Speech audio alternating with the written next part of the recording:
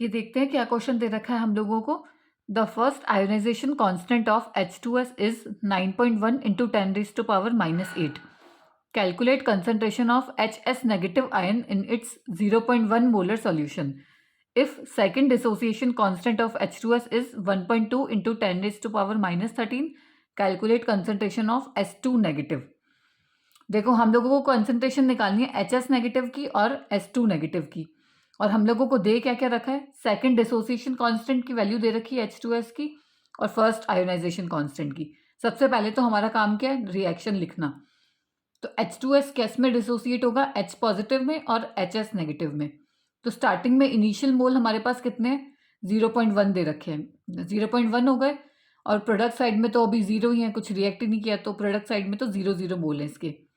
और इक्विलिब्रियम पे कितनी कंसंट्रेशन है, एक्स एक्स, सपोज करो कि एक्स कंसंट्रेशन कम हो गई और प्रोडक्ट साइड में एक्स एक्स बढ़ गई, तो हम लिख सकते हैं 0.1 माइनस एक्स, और इधर एक्स इधर एक्स।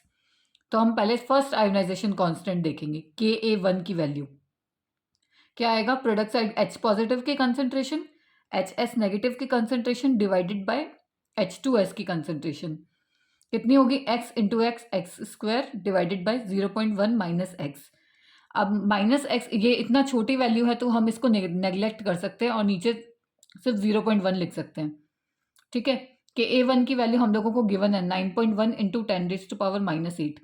इस पूरे को आप सॉल्व करोगे तो x की वैल्यू आ जाएगी आपके पास 9.54 इंटू 10⁻⁻5। एक्स की वैल्यू आ गई, मतलब H पॉजिटिव की कंसंट्रेशन पता चल गई हम लोगों को, और HS नेगेटिव की, दोनों की कंसंट्रेशन आ गई 9.54 इंटू 10⁻⁻5। ठीक है, ये तो इसकी कंसंट्रेशन आ गई हम लोगों के पास। अब हम लोग क्या करेंगे, सेकंड डिसोसिएशन कांस्टेंट, मतलब वापस से डिसोसिएट करना है HS नेगेटिव को, एक H पॉजिटिव और रिमूव करना है। तो क्या रिएक्शन बनेगी, HS नेगेटिव किस में डिसोसिएट होगा, H पॉजिटिव में और S2 नेगेटिव में।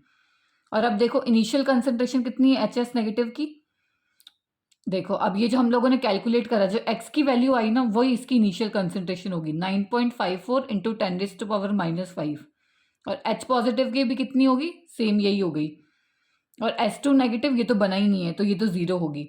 ये कंडीशन थी इनिशियल में जो इक्विलिब्रियम अटेन नहीं हुआ है।